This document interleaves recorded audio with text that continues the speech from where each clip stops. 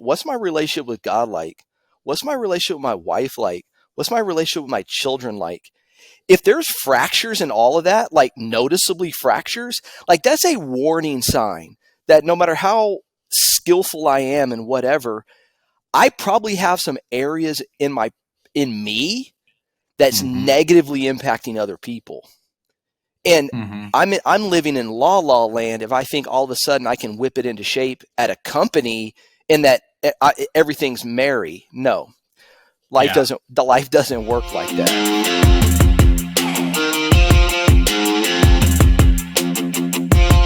Welcome to the How Leaders Think podcast, a show that transforms you by renewing your mind and giving you new ways to think. I am your host, Kenny Lange, and with me today is Kevin Johnson. He is the founder of Express Pros Training, Lead Tandem, and probably other companies in the future. So keep your eye on him because he's just spinning things out left and right.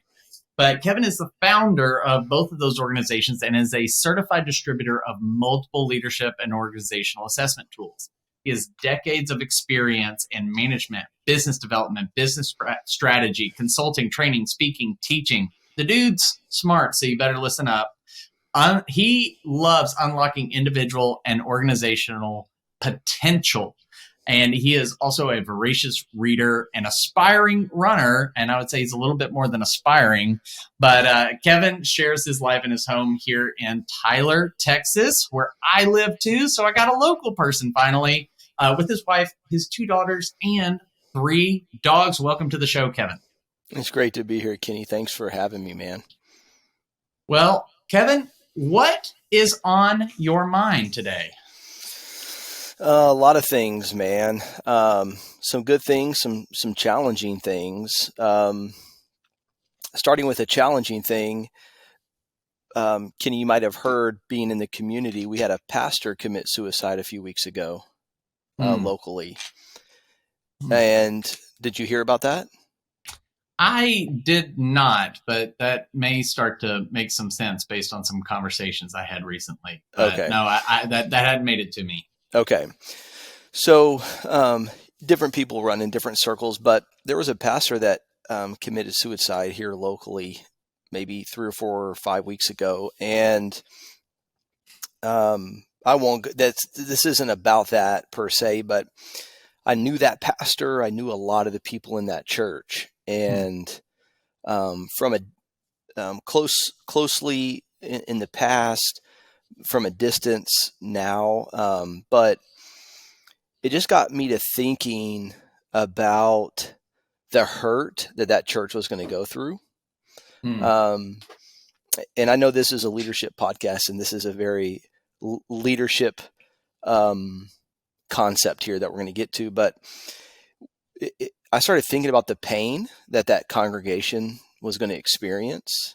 And you think about that, and your heart, our mind can go all over the place with that. One thing we can think about is how sad when an individual gets to that place where they decide to end their life.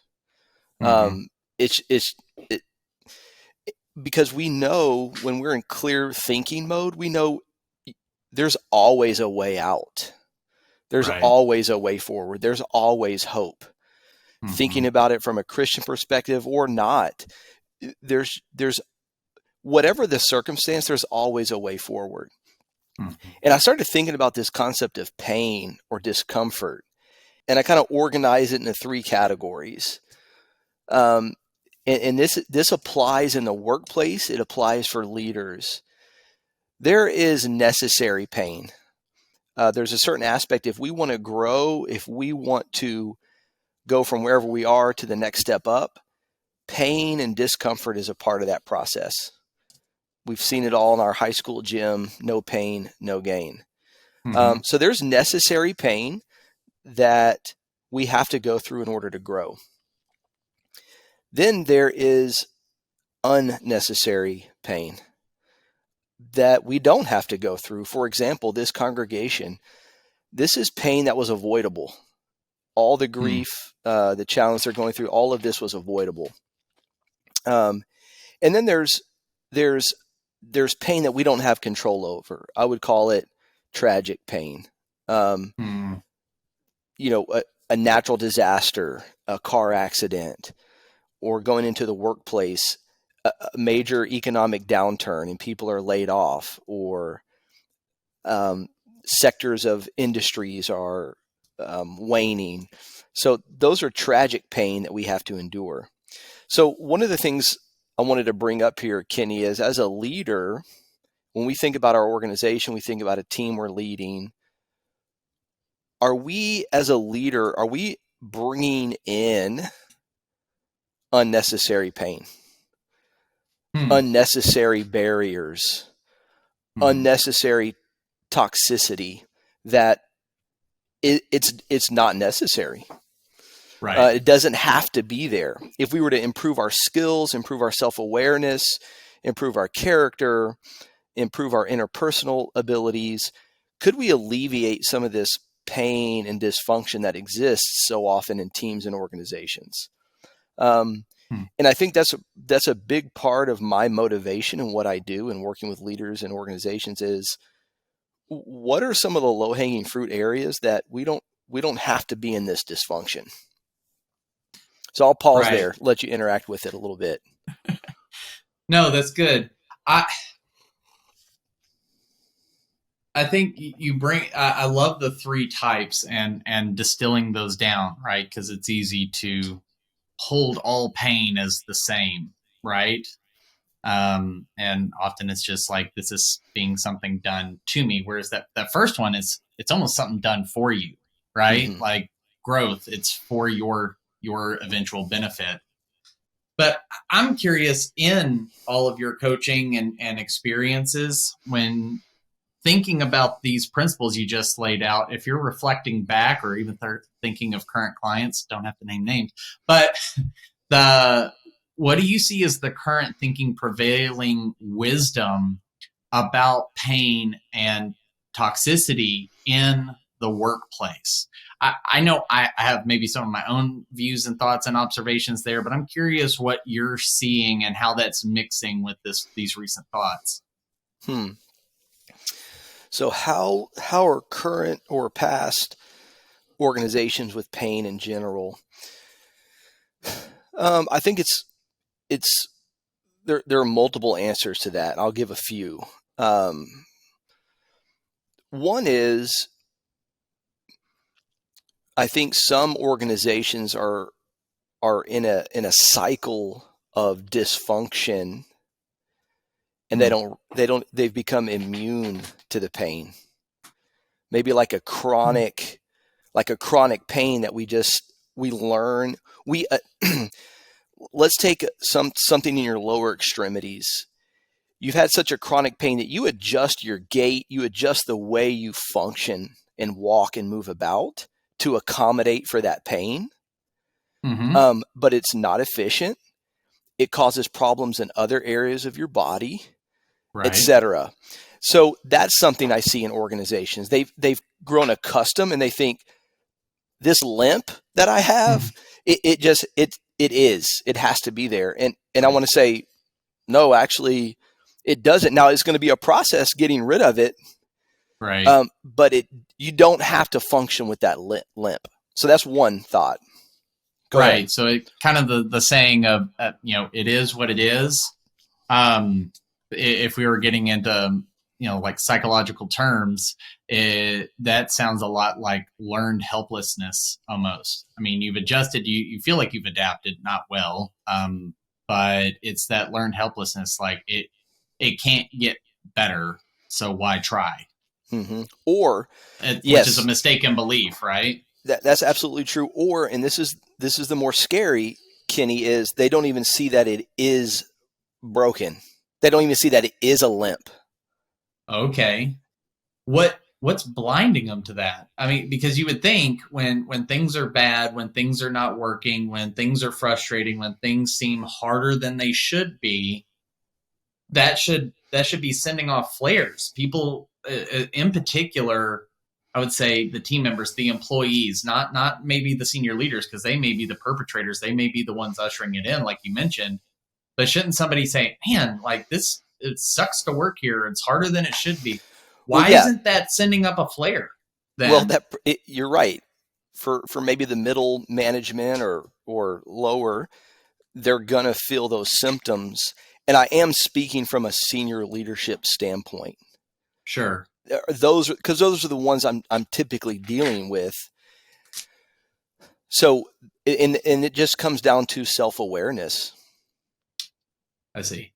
So for them, I guess from the leader's perspective, are you saying then, because they don't have self-awareness, for them, that environment has almost always existed around them in some way? Because as my mom wisely said, wherever you go, there you are.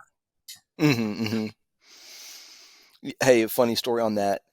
My wife and I went to New York like 13 years ago, and we were getting off the plane in New York or wherever in New Jersey, and this lady from New York, in her accent, I'm not going to try to imitate it because I'm horrible with voice stuff.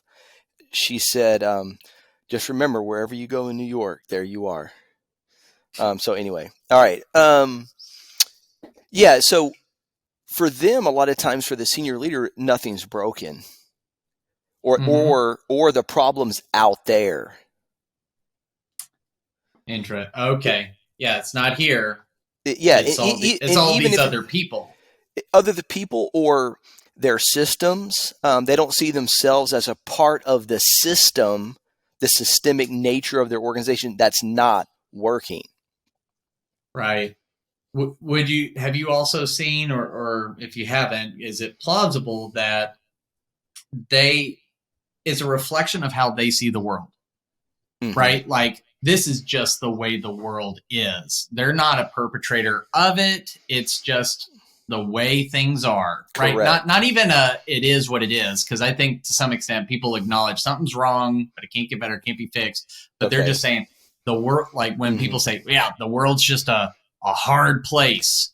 And I'm not here to say that there aren't some hardships and negative things, but that's one of the categories of pain, right? Right, but you're going to find what you're looking for. Yeah. Sort of thing. Right? If you're looking for hardship all over the place and you're a leader, which means you have a disproportionate influence on an organization, if you're looking for hardship, if you're looking for dysfunction, you're going to find it. Mm-hmm. Yep. So where do you see, I guess, what sort of damage? So they lack self-awareness. There's toxicity in it. Tangibly speaking, what is this stopping them from accomplishing, or what sort of pain are they inflicting on people? Because you got leaders listening. Some may be senior leaders. Hopefully, they're thinking about their own leadership, but may have a lot of people who are reporting to that senior leadership. What impact is it having on those people? Because as a senior leader, your job is to accomplish things through others. Mm-hmm, mm-hmm. Normally, I would ask a question right now back, but I know you're interviewing me, so I'll just answer. You can the hit question. Me. I don't mind it. So, yeah, what impact does that have? I think there's a laundry list. People are not motivated, right? So if we're just talking about toxic environments in the workplace or dysfunctional environments, there's a laundry list. People aren't motivated. Silos are created. People hoard information. It's very much a survival. You adopt a survival mode. There's no trust in the organization. People aren't thriving. The list goes on. Yeah. So what part then is that leader playing? All of it. What? All of it. So is it even what, I guess then what is the responsibility of the people? Right? Because I know we say, if you follow Maxwell, everything rises and falls on leadership, all those sorts of things. And I don't necessarily disagree, but something I've been thinking about, and I know, again, you're not interviewing me. I'll do my own podcast by myself and I'll interview myself. But something I think about within, and it came about because of the context of the church, because I work in a church as well, is thinking about the dynamic between a pastor and the people listening, and or even just a leader. There is those being led do play a part in bringing out the best in their leader, and that leader brings out the best in them. It is a little reciprocal. Like you hear really engaged audiences typically are on the receiving end of a better message, speech, presentation, what have you. I think a lot of people ascribe that to the speech was so dang good that the people got engaged, but it actually it needs to be good, but the crowd has to be good, and together they actually amp each other up. Yeah, so for sure. What do you say to that leader who is reporting up, and while the senior leader's reporting down, what's their responsibility to try to change the environment or even try to lead upwards in that case? Yeah. So let me give some clarity. Senior leaders for their whole organization, or it could be a mid-level manager for their department or their division. When we don't lead well, we cause unnecessary pain and challenge in the lives in the arena that we influence. Okay. So that's a piece. You're asking now, well, let's say I'm in that organization or I'm in that division, and my leader is one who's not leading well and is introducing unnecessary negativity to our reality. Right. Okay. Right. I'm going to give just the table of contents answer because I've got some other stuff on my mind. But that's a whole thing. That, like, how do we lead from the middle is a monstrous topic.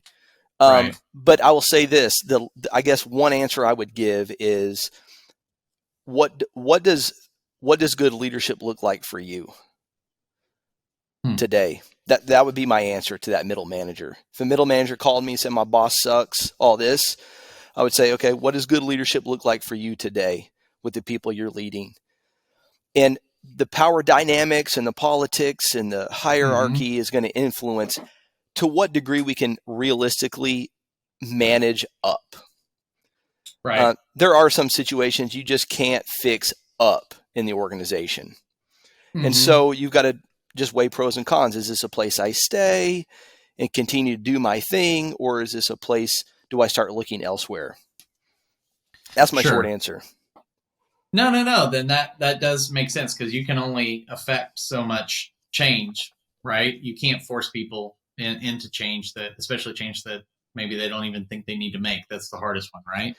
And to that, I've seen middle managers beat their heads against the wall because they've tried that changing up. And we can read all the motivational stuff we want to read. There are some situations you've got to make a move. Henry Cloud has a book out called Necessary Endings. I mean, there is a time to switch gears if you're in that kind of an environment. Absolutely. Yeah, I think that's a great point. I mean, that's a move I've had to make before, is I could no longer affect change upward. And so I had to go outward to find a different path. So I certainly do support that. Obviously not as like a first resort, right? Is see what you can do to leverage your own leadership. So, something I do want to hit on before we change gears is in the realm of the example you brought forward with this pastor. I don't disagree that he's going to leave there's a lot of pain now and grief and things like that. And certainly my prayers are with the family, with the congregation. That's horrific and that's hard, and you can't make sense of it. Right. And in the show notes, I am going to include a phone number for the suicide prevention hotline. So if anybody's dealing with those sorts of thoughts or know somebody who is, that you reach out and you get help. But to that end, though, when we do become those senior leaders and we are lacking self-awareness, I have seen, and I know I've been in this position, is you sit in a certain seat and people don't want to tell you the truth in some cases. Right. No, even laterally, or even like, let's say a CEO down to one of their VPs. Sometimes that doesn't happen. There's a lack of honesty. There can also be an assumption. So in a lot of pastors' cases, because this is something I've had some conversations with different people in the faith community about, is when you're the most senior person, you can get isolated pretty quickly, where you don't feel you can ask for help, and people aren't thinking you need it because they go to you for help. They go to you for answers. They go to you for guidance because you've got it all together. Right. So you're left feeling like you're on an island. And I do think then, you tell yourself that story enough times and you end up in a pretty dark place.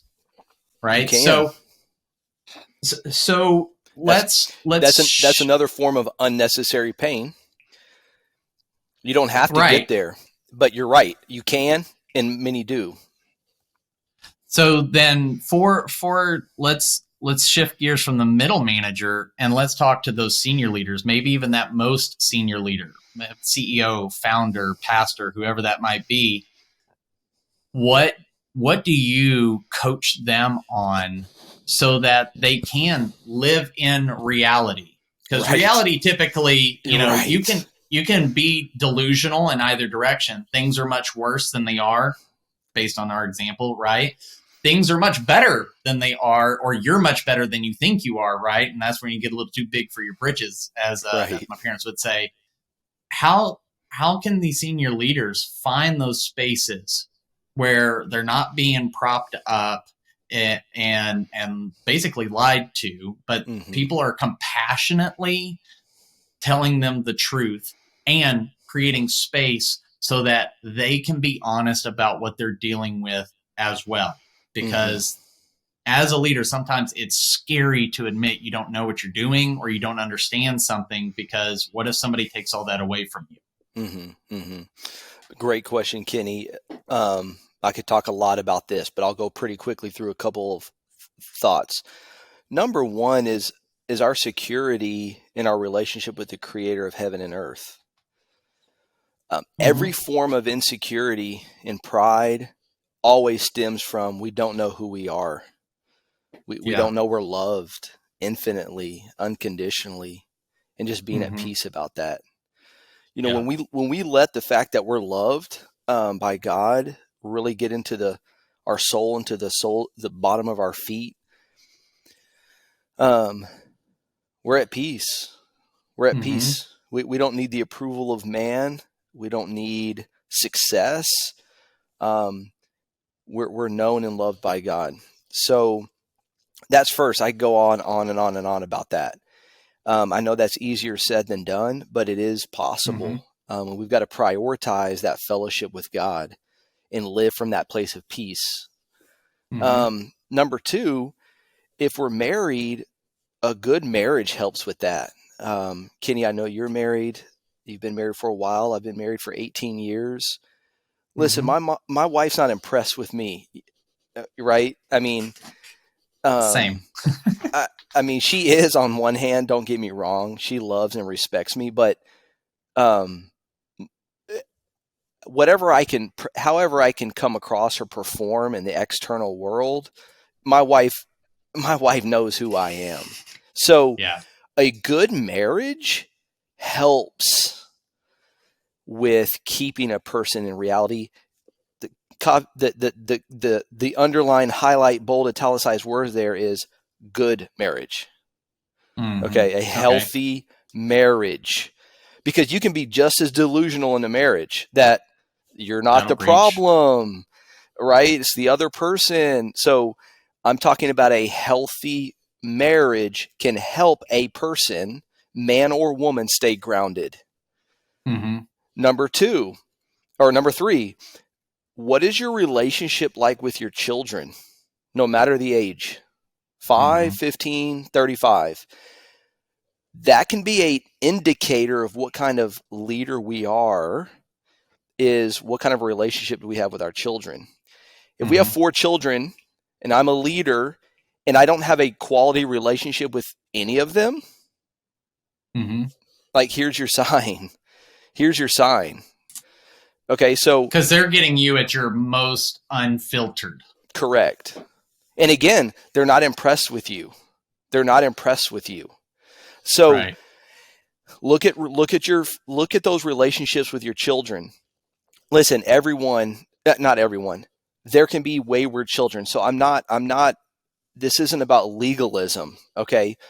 Right. But these are areas of our life. What's my relationship with God like? What's my relationship with my wife like? What's my relationship with my children like?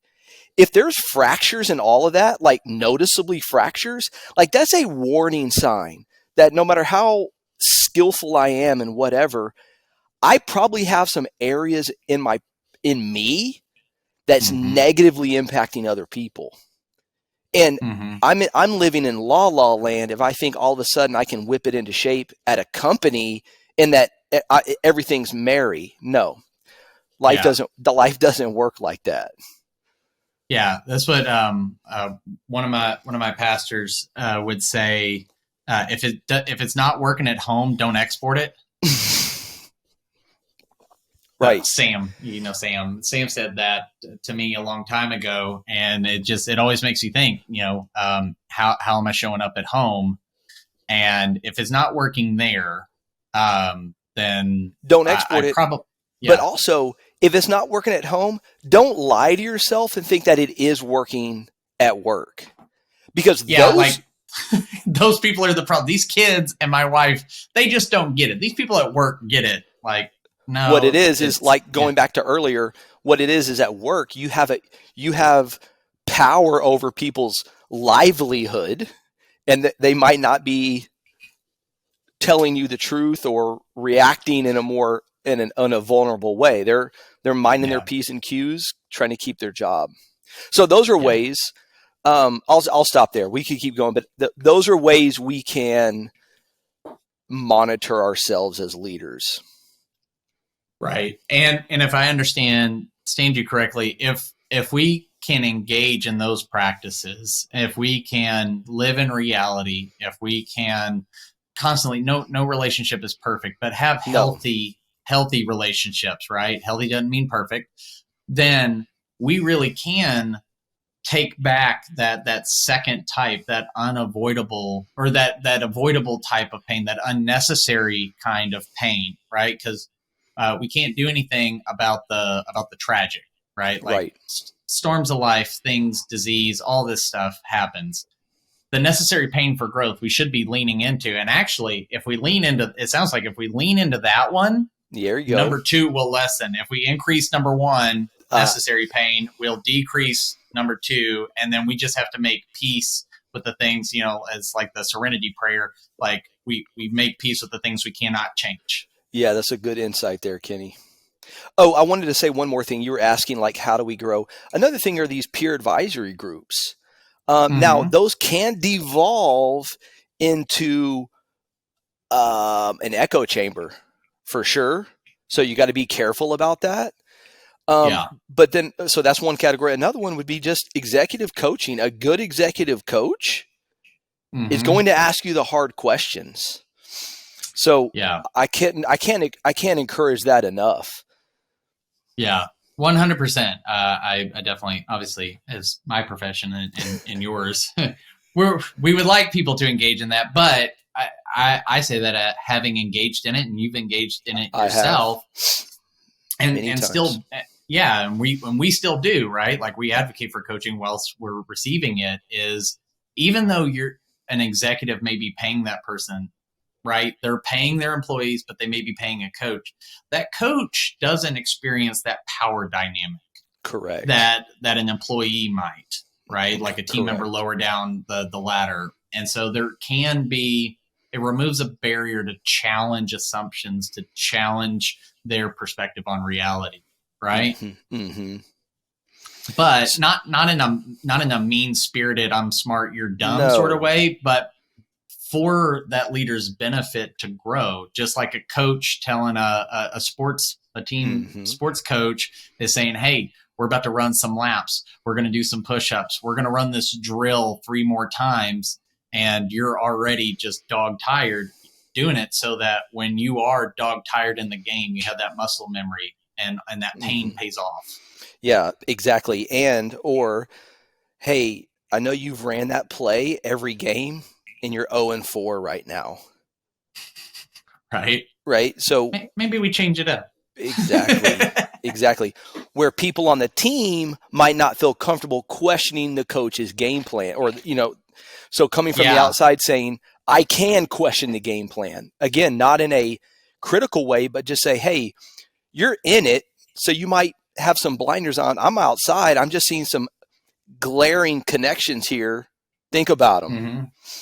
Right. Absolutely. I'm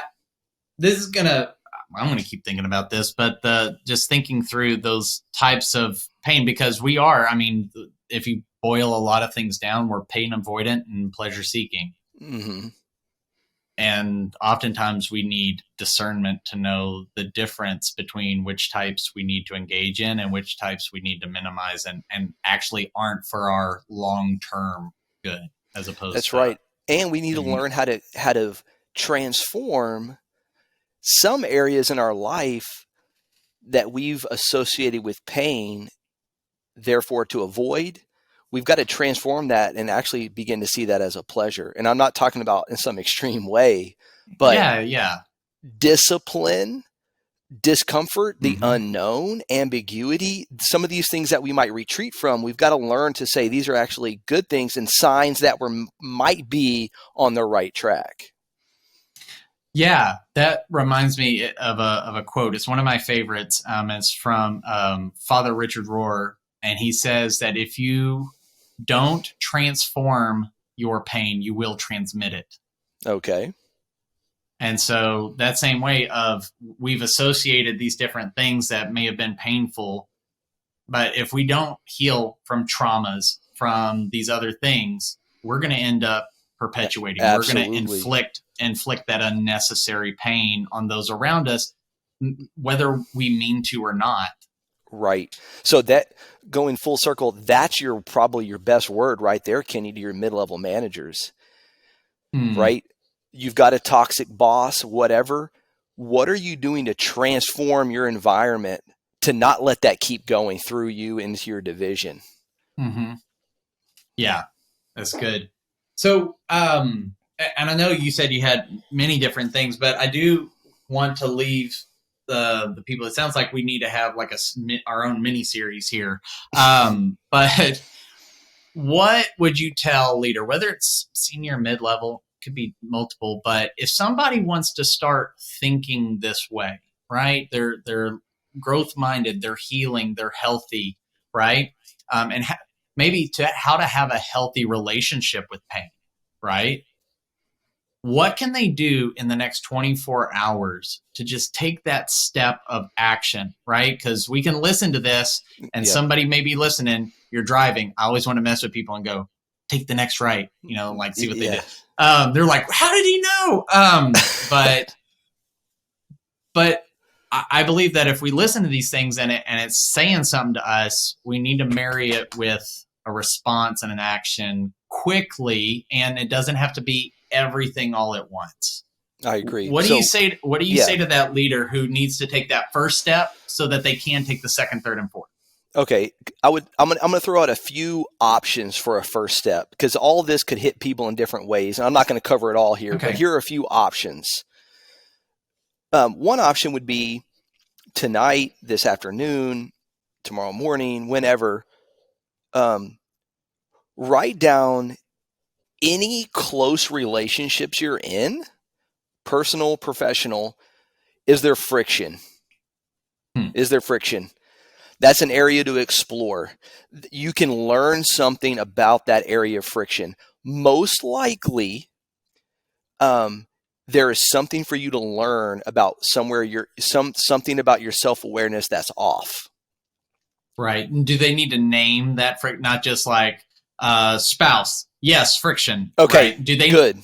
Be as detailed. Name that friction. Be as detailed as possible about it. Like, what is the friction? What is the battle? What are the opposing forces taking place? Be as specific as possible. And then try to find a trusted person, Whether it be your friend, family, whatever, a coworker, boss, or an executive coach, reach out to someone and say, I want to talk about this. And don't fool yourself that you've got the wherewithal to sort it all out on your own, right? Because if you did, you would have. Right. Okay. So get help. So that's one takeaway. Another takeaway is if in the last year you haven't taken some type of an assessment, self-awareness assessment, and there's a lot of different kinds, I would sign up for one. Take an assessment and have someone, an outsider, debrief you on that. That would be a great starting point if you haven't done some self-awareness work in a while. What's if somebody hasn't in a long time, or maybe they never have, what's a good assessment you'd recommend that's just low barrier to entry? Because I know, obviously, you and I know some of these can get fairly complex or expensive. What's a simple one that someone could get started with? So I have to say, of course, I do this. So you can always go to my website, leadtandem.com, and reach out to me. And maybe I give a discount or something for any Kenny Lange, How Leaders Think podcast people. But you can always go online for free and probably do like a Myers-Briggs or a DISC. And that's a good starting point. But again, the power, I'm going to really challenge folks to go one step further. The power is in having an outsider who knows the tool debrief you on it. That's where the power is. Yeah, absolutely. And I know, like you sent me yours, the OAD, and going through that, and the way that came out, the nice thing is, if you think you're super smart and you're going to outwit it, that particular one is hard to do, and the results are shockingly and sometimes rudely accurate, as a friend of mine might say. Almost got you to spit the water. Yeah, that was awesome. That would have been the first spit take for the show. Yeah. But those are a couple. So y'all have heard a couple of great assessments. Get out there. You can check out Kevin's website and reach out to him, which we will get all the links to his website in the show notes. But DISC, Myers-Briggs are two of the most popular, but do, like Kevin said, and grab somebody who understands the tool, maybe certified on it, or is just a really experienced coach who understands the tool to help go over it with you, so that there can be an honest conversation and you don't misinterpret it, because you can't see past yourself. Right. Good. Right. So yeah, I think those are two very practical things people could do within 24 hours. Which are fantastic. And there's tons more, so don't get caught in the assessment rabbit hole. So Kevin, if people want to know more about you, obviously you gave the leadtandem.com, but if people want to know more about you or connect with you, where's the best place to find you, to see more of what you're doing and any of your content? Our two websites, leadtandem.com and then expressprostraining.com. And LinkedIn is probably the best catch-all. Okay. Is my LinkedIn profile. People can message me there. They can see different posts we've done, links to our website. So that's probably the easiest way to connect. Gotcha. And we will have a link so that y'all can reach out and follow or connect, or send Kevin a connection request there on LinkedIn. I highly recommend it. You'll learn something, which is always beneficial. And just briefly, the difference for people, if they're curious, is lead tandem in your company there really focuses on the senior leadership, team members, and teams as a whole, and executive coaching, whereas the Express Pros trainings focused on that mid-level frontline managers that need the training. So they complement, but are have very different audiences. So for you, even if you are a mid-level manager and you're seeking some training or something, especially if you're here in the East Texas area, that's definitely a fantastic place to start looking to level up your skills, because most people get their first management position in their early mid-30s and get their first training in their early mid-40s. So trying to close that 10-year gap. We are trying to be the resource for organizations to help with that. Exactly. Yeah. So either way, Kenny, we're super excited that you're on the team, man. Yeah, I see. I didn't want to be self-promotional. It sounds weird if I'm being self-promotional on my own show. There we go. But yes, you will see my face on there, getting a chance to really help some people and leverage my skills to benefit my community. So it feels fantastic, and meeting some great people in the meantime. Yes. And there's some other excellent leaders on that page too that I highly recommend you go and follow them on LinkedIn and connect with them, because they're putting out great stuff, and they're brilliant thinkers as well. So before we hang up and say goodbye and all that other stuff, I do want to reiterate for the listeners, if you are dealing with suicidal thoughts or ideation or anything like that, you can call the hotline number in the show notes. Seek counseling, professional help. I'm in counseling. I have sought out the help. I have had those dark thoughts and those dark moments, and I had to go outside of myself and outside of my circle to get that help. So please do that. And then and tell a friend, bring somebody in that you really can trust, that you can be open and honest with, and that will just love you non-judgmentally in that space. And then I was trying to think, there was one other thing, but I do appreciate you coming on the show, Kevin. This was great. This is a rich conversation. I think there's a lot more here that maybe we need to keep the conversation rolling. But if anybody listening, if you have questions, if this has sparked something for you, leave a comment on social media. Keep it rolling. Kevin and I are on pretty regularly on LinkedIn and other places, and we will respond. And it won't be from a robot or even an assistant. You're going to get a real answer, and we'll engage. And maybe we don't have the answers. Maybe we have our own questions that you sparked something for. But Kevin, appreciate you coming on the show, and hope to have you back again in the future. Thanks, Kenny.